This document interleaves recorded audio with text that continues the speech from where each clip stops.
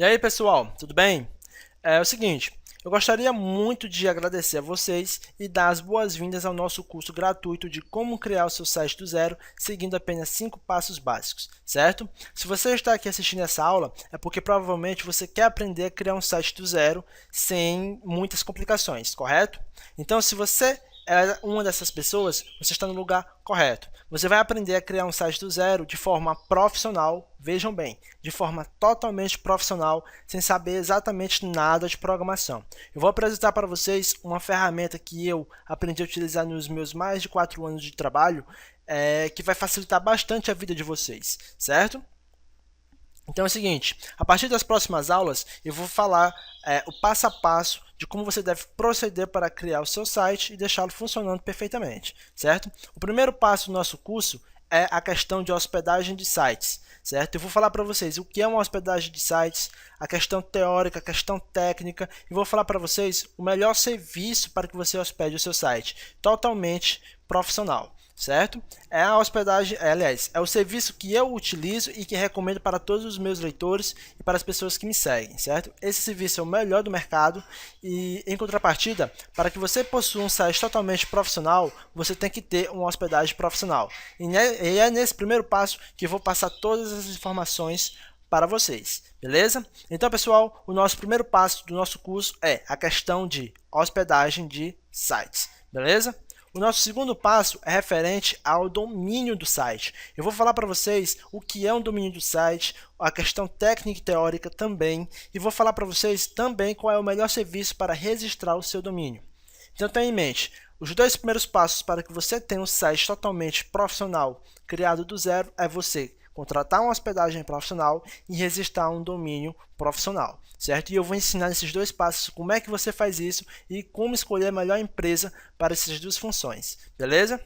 O nosso terceiro passo é justamente a ferramenta que eu falei no início, a instalação do WordPress. A gente vai conhecer o WordPress, saber o que é o WordPress e como instalar o WordPress, certo? Então, o terceiro passo é o passo crucial para o decorrer de todo o curso. É através desse passo que eu vou ensinar vocês a utilização dessa magnífica ferramenta, certo? E a questão teórica e histórica dela, beleza? Então, fixem bem o terceiro passo, certo? Se puder, vocês repitam quantas vezes for possível para que vocês assimilem bem o conceito de utilização do WordPress e sua instalação, beleza?